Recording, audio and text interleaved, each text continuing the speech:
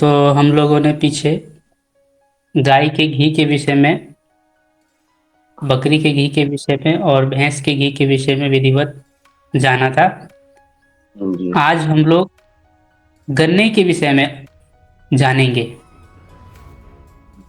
Machine से निकाला हुआ गन्ना के क्या गुण हैं, चूस कर सेवन किया गया गन्ना के क्या गुण हैं, भोजन करने के बाद गन्ना के रस कौन से दोष को बढ़ाता है, गन्ने का रस कब पीना चाहिए, इन सब बातों को विधिवत हम जानने वाले हैं। लाल गन्ना के क्या गुण हैं, काले गन्ने के क्या गुण हैं, सफेद गन्ने के क्या गुण हैं, पौंडरक गन्ना के क्या गुण हैं, ये सब हम समझेंगे। तो आइए, तो इच्छु वर्ग, गन्ने वर्ग को हम देखेंगे।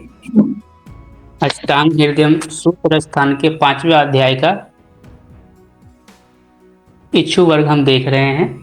गन्ने के प्रकरण को विधिवत हम यहाँ जानने वाले हैं। सुश्रुत में भी लेके चल सकता हूँ, सुश्रुत में भी सभी प्रकार के गन्ने के रस के बारे में हम देख लेते हैं, सुश्रुत का देख लेते हैं। तो सामान्य रूप से सभी प्रकार का जो गन्ने का रस है, चाहे लाल गन्ना हो काला गन्ना हो, सामान्यतः यहाँ पे बात बताई जा रही है जो कॉमन गुण है। ठीक है, तो प्रायः करके सभी प्रकार का गन्ना का रस जो है, रस में मीठा होता है, विपाक में भी मीठा होता है, पचने में गुरु होता है, शीतल है, ठंडा है, स्निग्ध है, रुक्षता को कम करता है, बलकर है, ताकत देती है, वृक्ष है, डायूरेटिक है। गन्ने का रस जो है ना, मूत्रल है। जिसको पेशाब खुलकर नहीं होता है ना, उसको गन्ने का रस पिएंगे तो पेशाब ठीक से होगा। रक्त पित्त प्रशामक है, यानी खून वगैरह बह रहा हो, ब्लीडिंग की समस्या को ठीक करती है। और कृमि और कफ कारक है, कफ को बढ़ाता है गन्ने का रस। अब यहां पर हमें ये चीज जानना होगा,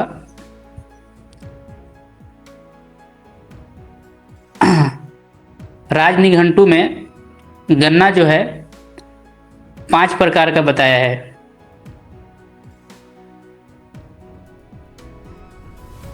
और उसके नाम क्या है वो हमें देख लेना चाहिए।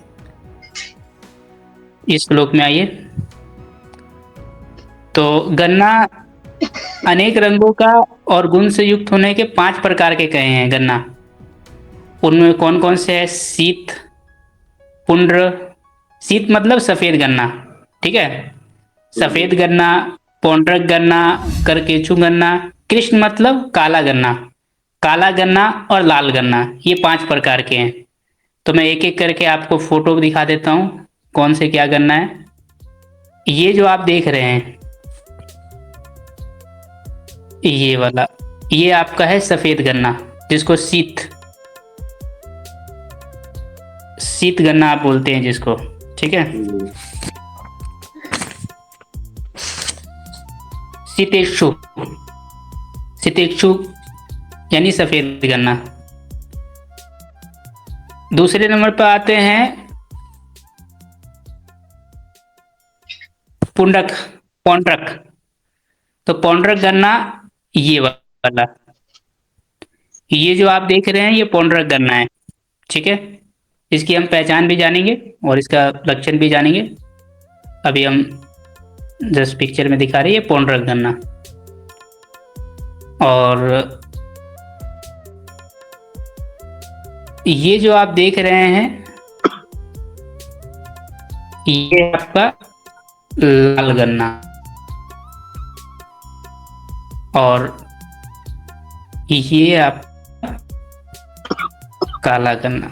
ये 5 गन्ना आपके सामने, ये 4 गन्ना हो गया। एक गन्ना और रह को हम वेरीफाई करेंगे तो फिर बताएंगे। अभी 4 गन्ने के बारे में स्पष्ट मुझे जो समझ में आ रहा है बता रहा हूँ आपको। अब एक एक करके हम जानेंगे। तो सबसे पहले हम सफ़ेद गन्ना के बारे में जानेंगे, सफ़ेद गन्ना के क्या गुण है। तो आइए देखते हैं सफ़ेद गन्ना के गुण। इस श्लोक में देखिए, सफ़ेद गन्ना जो है थोड़ा टाइट होता है, चबाने में ना टाइट होता है, उसका जो कांड होता है टाइट होता है, रुचिकारक है, भारी होता है पचने में, कफ और मूत्र को बढ़ाने वाला होता है, और ये भूख को बढ़ाता है, और पित्त को और जलन को नष्ट करती है, और हल्का किंचित उष्ण होता है, यानी हल्का गर्म होता है ये।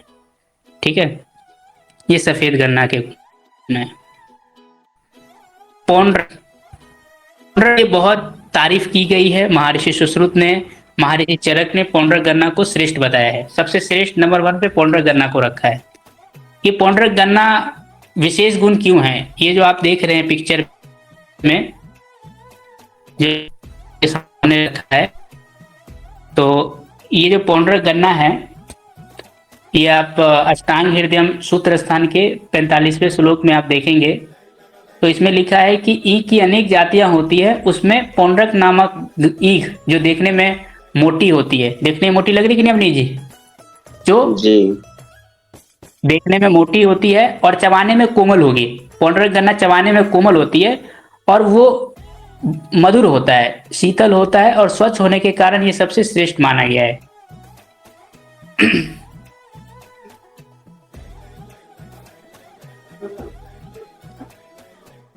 मधुरता में सबसे श्रेष्ठ है। ठीक है, इसलिए पौंड्रक गन्ना को ज्यादा वो तवज्जो दिया गया है। अब इसके गुण क्या है? तो पौंड्रक गन्ना, इस वाले में आएंगे आप, जो मैं पढ़ रहा हूं। पौंड्रक गन्ना अत्यंत मधुर है, काफी मीठा होता है, सभी सबसे मीठा पौंड्रक गन्ना लगता है। शीतल है, कफकारक है और पित्तनाशक है। इसके अलावा ये जलन को दूर करती है, थकावट को दूर करती है, रुचिकारक है, भोजन के प्रति रुचि लाती है, और शरीर को तृप्त करने में बहुत श्रेष्ठ है। ये अव्वल नंबर का ये माना गया है। गन्ना खाते ही भूख लगती है बहुत सारे लोगों को। गन्ना जो है भूख को भी बढ़ाता है, पाचन शक्ति के लिए बहुत अच्छी चीज है गन्ना, गन्ना चूसना। ठीक है, तो ये हो गया आपका पौंड्रक गन्ना। सफेद गन्ना का गुण हो गया, पौंड्रक गन्ना हो गया। अब आते हैं काला गन्ना। तो काला गन्ना के बारे में आप ये देखिए राजनिघंटू का। तो काला गन्ना जो है स्वाद में मधुर होता है, मीठा है रस में, और थोड़ा कटु रस वाला होता है।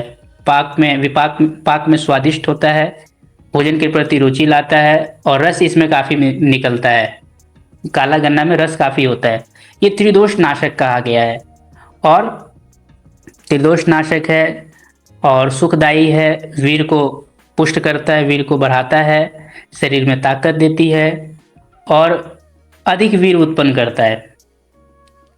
लाल गन्ना, तो लाल गन्ना के बारे में आप देखिए, लोहित तिक्षु, ये वाला लाल गन्ना जो है, ये भी पाक में मधुर है, शीतल है, ये भी मुलायम होता है। ये पित्त के रोगों में और जलन को दूर करती है। वृक्ष है, शुक्र को बढ़ाता है, तेज शरीर में कांति को देता है, और बलवर्धक है। ये हो गया आपका। तो कुल मिलाकर हम लोगों ने 4 गन्ने के गुणों के बारे में जाना: लाल गन्ना, काला गन्ना, सफेद गन्ना और पौंड्रक गन्ना।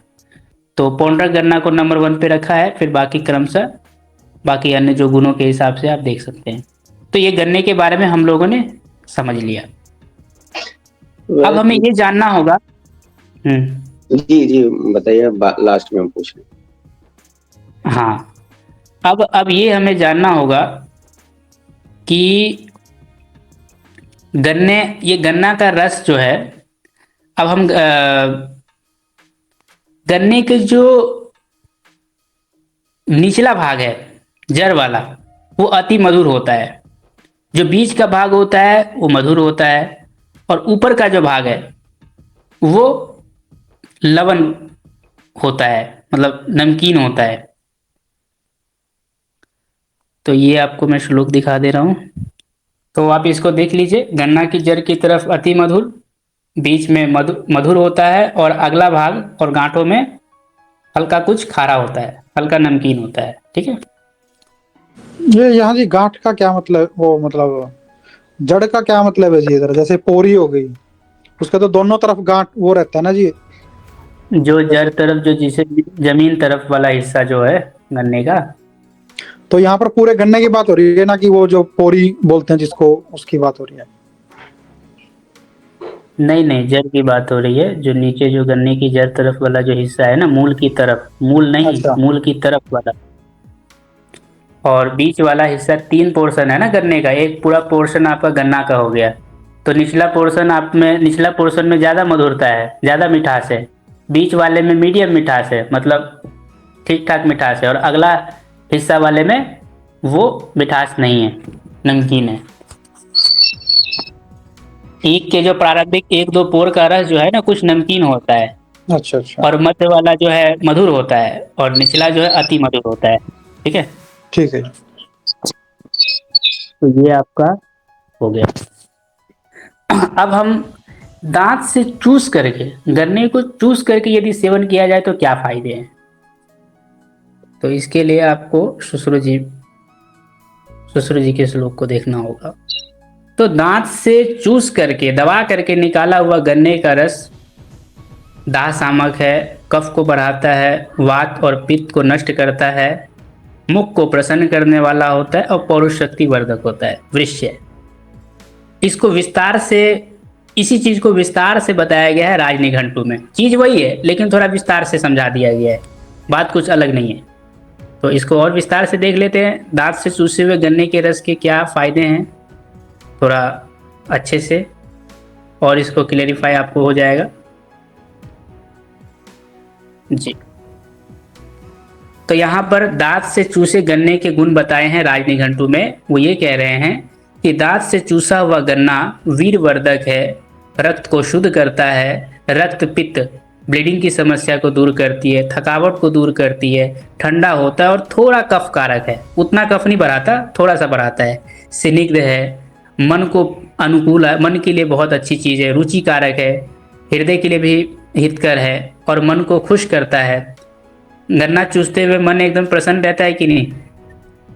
मूत्र को शुद्ध करता है, इसके अतिरिक्त शरीर की शोभा को बढ़ाता है, अधिक बल देता है, शरीर में मांस को बढ़ाता है, तृप्ति कारक है।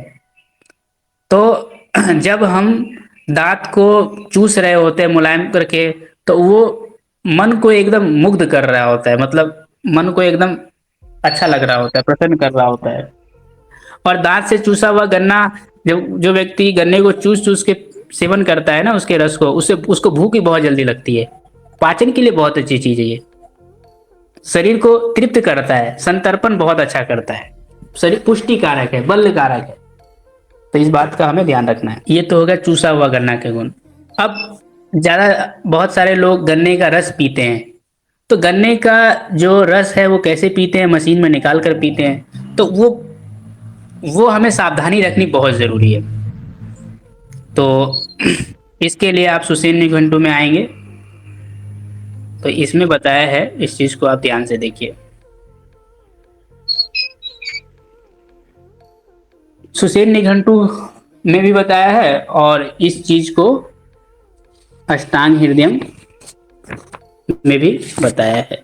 तो इसमें आप आएंगे अष्टांग हृदयम सूत्र स्थान के 43वां श्लोक के आगे। यंत्र विशेष में दबाकर निकाला हुआ गन्ने का रस, उसमें क्या होता है, जड़ का भाग भी कुचला जाता है, अगला भाग भी कुचल दिया जाता है, और कई बार आपने अवनीश जी, मनोज जी नोट किया होगा, लाल लाल तरह का कुछ कीड़े खाए हुए टाइप से गन्ना भी रहता है उसमें, जो मशीन में पीसा जाता है।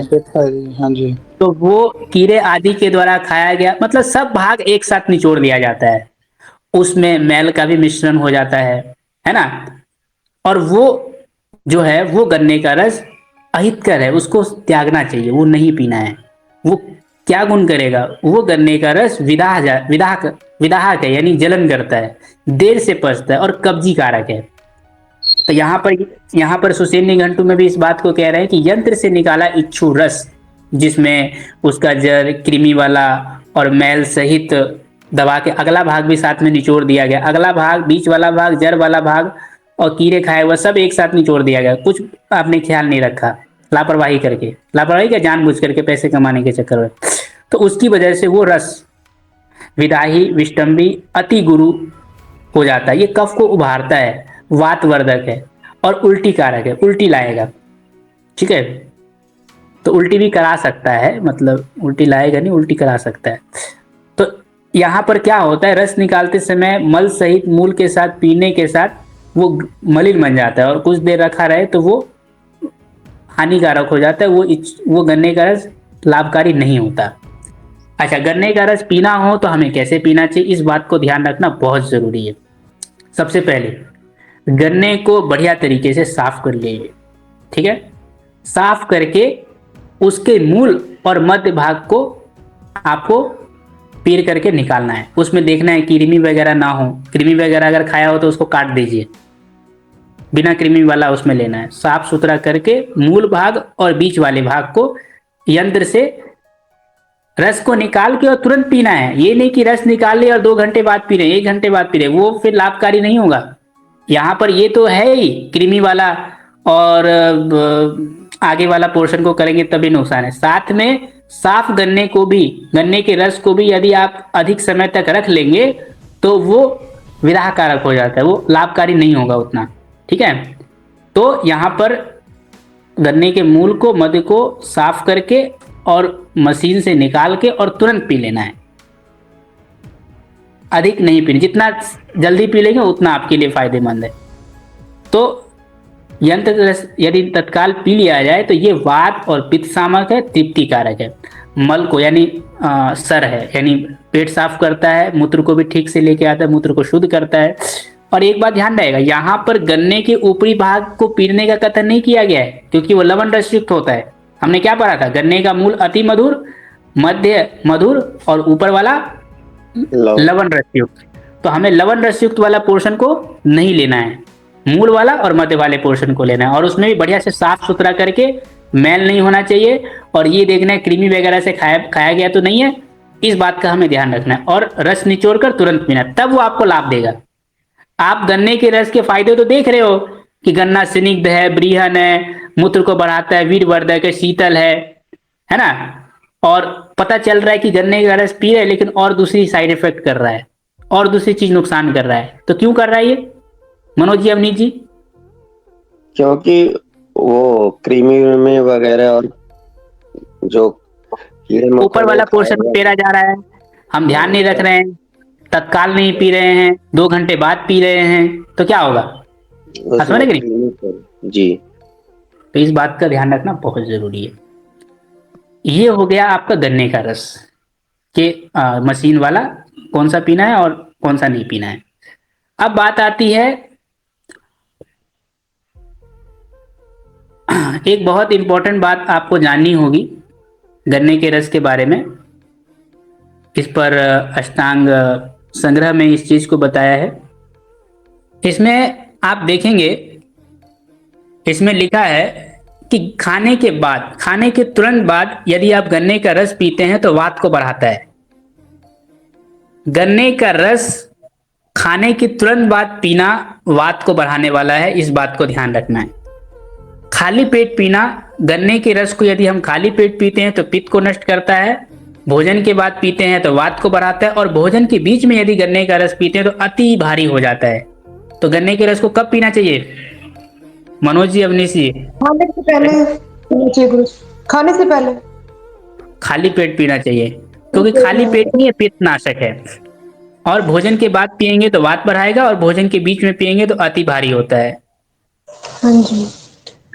एक बात और पूछनी थी अगर समय है तो, कुछ लोग गन्ने के रस में कई चीजें मिला के पीते हैं, जैसे नींबू, पुदीना और ये सब, अदरक, हाँ, वो तो नमक। कोई दिक्कत नहीं, नींबू, काला नमक ये सब मिला सकते हैं ना, उसमें दिक्कत क्या है, प्रॉब्लम क्या है? पर कुछ लोग कहते हैं नींबू नहीं डालना चाहिए, खट्टे में मीठा मिक्स हो जाता है, ऐसा भी सुनने में आया है कि नींबू नहीं, ऐसा नहीं है, ऐसा कुछ नहीं। चाहिए। गन्ना का रस गुरु होता है ना। अभी हमने क्या देखा, गन्ना का रस गुरु है, तो उसके गुरु गुण को कम करने के लिए, पाचन हो जाए इस करके नींबू डाला जाता है। अच्छा, नहीं वो कहते हैं कि हाँ, खट्टे को मीठे में मिलाना मतलब कि नुकसानदायक है, तो नहीं नुकसानदायक नहीं, नींबू कोई नुकसानदायक नहीं है। मीठे ठीक। मीठे में हम मिश्री और शरबत पीते हैं कि नहीं, वो उसमें मिश्री और नींबू वाला, उस टाइप से। हम्म। और मीठा खट्टा तो लेते ही हैं। अब चावल भी तो मीठा है, रस में। गन्ना भी, वो गेहूं भी मधुर है रस में, समझे? उसमें मधुर में हम नींबू निचोड़ के तो नहीं लेते इस दलिए में या कुछ गेहूं के दलिए में? नहीं, तो उसमें दाल में तो लेते हैं, साथ में चावल दाल रहता है तो उसमें नींबू निचोड़ती नहीं दाल में, चावल दाल सब्जी जो रहती है। हम्म, हम्म। तो ये सही है इसका। हाँ, और दूध में नहीं लेना है, एक दो दूध में बार खट्टा नहीं लेना है, हम्म, लेकिन गन्ने के रस में तो ले सकते हैं। ठीक ठीक। एक दो बार मैंने गन्ने का रस लिया तो मेरे को डायरिया हो गया था, तो उसका क्या रीजन रहा? गन्ने का रस यहाँ पे क्या बताया है, सर है, विरेचक है, मल मूत्र को शोधन करने वाला है। तो आपका डायरिया हो गया तो आपके लिए प्लस पॉइंट हो गया, आपका मल को शोधन कर दिया उसने। अच्छा, ठीक है। ठीक ठीक। धन्यवाद। सुसेन निघंटू में आप देखेंगे, इसमें स्पष्ट रूप से लिखा हुआ है, देखिए, इसको पढ़िए। मल मूत्र का शोधन करता है, लिखा है कि नहीं?